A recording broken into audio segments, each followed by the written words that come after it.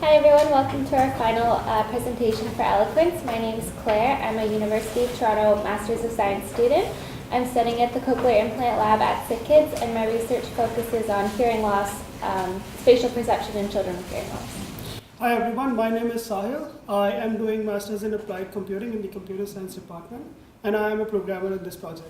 Hello everyone, my name is Urmi, and I'm enrolled in Masters of Engineering in Electrical and Computer Department, and I'm a developer. So I want to start off by talking about speech perception. So this is the ability to detect and identify speech sounds so that you can reproduce them. So as the cartoon shows, this isn't always as easy as you think. So sometimes what you say is not always what people hear. And this is particularly true for children with hearing loss because they're receiving an impaired auditory input.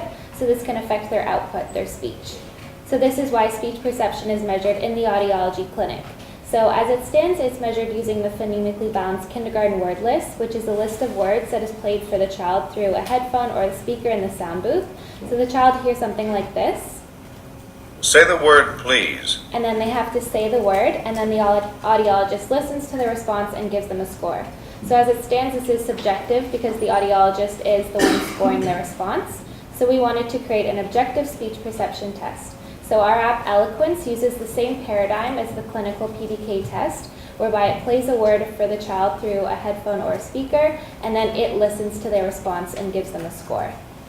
So for our demo, I want everyone to pretend like you're with us in the audiology clinic waiting room. I'll be the clinician, Urmi is the patient, and Sahil is her parent. So great job today, Urmi. Your hearing thresholds are stable. Unfortunately, we didn't have time to do speech perception in our appointment today. But is there any other way we can do that? So there is. So there's this new app called Eloquence, which allows you to practice and test your speech perception in the waiting room or at home too. So I can go through and show you how to use it. Yeah. So first, when you open the app, you see the sign up page. So here you'll put in all of your information, your name, where you were born, password, email, and describe your hearing problems. So I've already have an account, so I'll sign in just so I can show you how to use the app. So you sign in and you're brought to the home page. So here you have 3 buttons. So how do I play gives you the instructions for the app. So if you ever forget something I've said or you want to check back or show someone else, you can click here and it has the full instructions of how to use the app.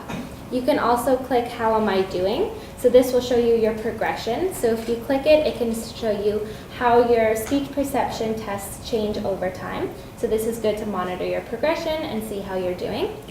You can also press start, and that's when you'll start to practice or test your words. So let's do start. So here you have the training and the testing. So training is to practice your words, and then test is to do a speech perception test. So let's click train, and I'll take you through and explain how it works. So when you press play, you'll be played a word. Say the word, such. And then you'll press and hold record and say the word, such. Good, so we got that one right. So now I want you to try. Press play. Say the word, need. Need. Good, so we got that one right. So then at the end of your practice, you're shown how many words you got right. So now let's do a test. So we'll press test here. Again, you'll press play. Say the word, please. And press and hold record. Please. Good, so now I want you to try. Press play. Say the word, bed. Big. Okay, so good try, but unfortunately we didn't get that one right. So at the end of the test, it shows you how many words you got right. And then you can also click the icon at the top right, and this again shows you your progression of how your speech perception test scores are changing over time. Yeah, but the test is only of 2 words? No, so just in the demo it's 2 words, but then when you use the full version of the app, at home it'll have the full 25 words that we use in clinic. Okay, so that ends our demo. Now I'll pass it over to Sahil, and he'll tell you kind of what's going on behind the scenes. Sure. Thanks, Claire. As you can see on the screen, we have 2 block diagrams. The first block diagram is the flow of the application, and the second block diagram is the internal working of the application. We have already presented the flow during the demonstration, so I'll quickly go through the second block diagram. So we have the core module in the application, which is a test module. Inside that, we have two major components. One is play button and the record button. So essentially, it's the audio production and speech recognition. For the audio production, we have taken a list of words that we are using for that we are using for the test. We randomly select some of the words from that list, and we use Google text-to-speech platform to produce the audio out of it. And this is essentially what the user hears.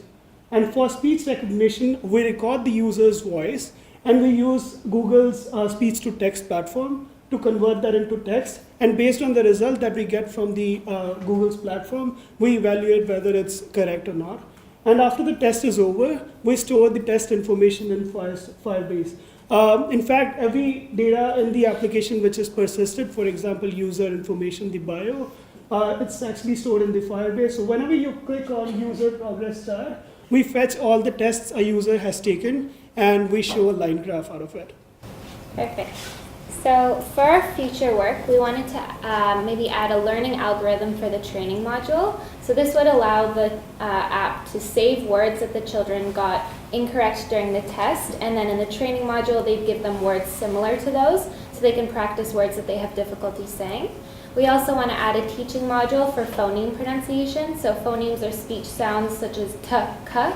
So breaking down a word such as table into each phoneme and playing the phonemes separately for the child can help them with their pronunciation. We also could add a screen showing different lip shapes for saying sounds, which is used in speech therapy to help children with their pronunciation.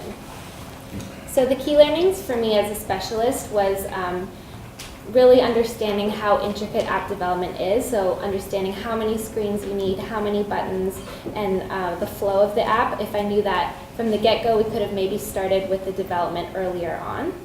Okay, so now from the developer point of view, first we would like to change the display where we would like to add some moving objects or so, which can make the application more appealing to a child and decrease the amount of text in it. Thank you. Questions, please? Yeah, nicely done. It seems to have a good flow, and it seems to really answer a need. And I have a couple questions. Probably we should have asked this a long time ago, but does anything like this already exist, or is it unique, do you think? Not for speech perception tests. Like there are apps that use this functionality of like decoding text to speech and speech to text, but there's no clinical app for speech perception or any app for speech perception. It seems like it might be really powerful. You referred to the set of words, like there's 25 of them, or is there only 25? So there's 4 lists. Each list has 50 words, but in clinic that would take too long, so they do a list of 25 words. And then so those are specific words that are used in the test. And they're always the same ones in the clinic? Yeah. Yeah, but you, when you were talking about practicing, which seemed like a good idea, by the way, you were happy to go off and get other words that were similar. Yeah, so the practice is to just help them with their pronunciation, and then the words in the test are specifically chosen because they're phonemically balanced, so there's no stress on any part of the word. But in the practice, that doesn't really matter because you just want to help the children say speech sounds they have problems And that's saying. actually therapeutic. Exactly. Yeah, that seems really powerful. Yeah. Minor comment on the quality of the Google text-to-speech. Didn't sound very good for whatever reason. I have a little bit of experience in some other projects doing that, and I know that you can select the nationality of the speaker. Right. And I'm very fond of British. Which one? Yeah. British. But that might be a problem because he has a British accent. But he has the most clear speech. The American's okay, actually. Did you set? I don't know who that. It's actually the native language that I have on the phone. I haven't set it. Oh, okay. So yeah. It's not very good sounding. But Okay. anyway, just so you know. Yeah. Yeah, I really liked the whole flow of the UI. It was really good. It always says great job. Does it always say great job when you get 1 out of 2? No matter how well you do, it says Yeah, great job. it's for kids. You don't want to discourage them. Sorry. Yeah. Maybe they'll try harder if you discourage them. Yeah, I mean, it's like children with hearing loss, like 6 out of 25, maybe that's good for them. So you should always say good job. Okay. You said at the beginning of the presentation that the current test that's done by a real person in the lab, the audiologist, is subjective. Mhm. That isn't true, is it? Because, Subjectively scored. but, so, I mean, the kid either said the word such or he didn't. So isn't that kind of like a binary, like, how would the audiologist be incorrect about that? Like, I don't understand. Because how it's their perception of what the child has said. So like if they were a little bit off, maybe one audiologist scores that as incorrect, but if they're like almost there, maybe another audiologist scores it as correct. Okay. Yeah. And then, That's sorry to interrupt, but that's an interesting question. So instead of, I think what you're getting is the Google speech to text opinion. But at least it would score everyone the same way. It would be consistent. Yeah. So maybe consistent is the right Yeah, statement, maybe not consistent. objective. So and is there, this might be weird because there's a train mode, but if I did the test 4 times, is there not some kind of training effect where I now know there's only 25 words I have to say? So when I hear it, I'm not listening for the word, I'm listening for which of those 25 words it is. I'm never going to say giraffe because I know that's not on the list of test words. Right. And maybe if you can practice at home and do it 10 times, you might memorize that, but if I go to the audiologist once every 3 months, I might not. It's true, but in that same vein, if you're doing it 10 times, your speech will get better because you're practicing saying those words, so it'll still have a therapeutic effect. Is there data behind that, or are you just hypothesizing? wait a minute, you said practicing saying those words. Yeah.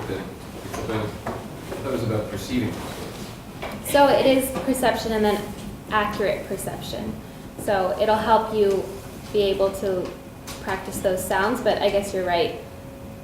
We would have to include more words or like limit the number of tests they can do or something like that. You know what's really interesting about this discussion is we live, Braden and I live, and lots of us live in this world where we're training newly in machine learning. We talk about training and testing all the time, and what he just said, he was echoing the issue that shows up when you're training a machine, that it memorizes stuff. And that's why, Yeah. I'm guessing that's why he asked that question. But also, when I was a kid doing tests like this, I would always try to game the system, right? So I would be the person who would realize that they're the same things and be like, I can use this now. Yeah. Even if I couldn't actually do that. Yeah. Interesting. Oh, that is very interesting. Any for you, Dan? How would you validate it? It would be tough to validate. Like you could validate it against an audiologist, but then at the same time you would run into that problem of subjective scoring. So So you maybe do 5 or 6 of them, or 10. Yeah. Make sure it's doing okay. yeah. That's a good question. And what would you consider to be good? Let's say you did it, you compared it against 50 audiologists, and this was 10% worse than their average. Would that be okay? If it was 20% worse than their average, like, at what level of accuracy would this be like useful, do you think? It would be tough to say. I think you would have to compare the way this scoring with theirs, and yeah, I don't know what the margin of error would be. Any comments from the audience? Yeah, so in those list of 50 words that I use in the test, did you guys get the chance to test the Google Speech to API? Because some words can be tricky, right? Not all the words can be easily translated. Yeah. For the demonstration, we have selected those words which are actually. Yeah, but for those 50, did you just test, like, are there all Right, there are words some tricky? words which are actually tricky, so we have Yeah. to. So for that, if you use the Google's Cloud API, you can set the feasibility and you can set the context as well. So it will return you the results based on that context. So one final thing, so I would implore you to do a small study with this, if you're not planning to, get the audiologist in the lab the next 100 times they do this, to use the app as well, and just see what the results look like. Great. Thank you. Well done.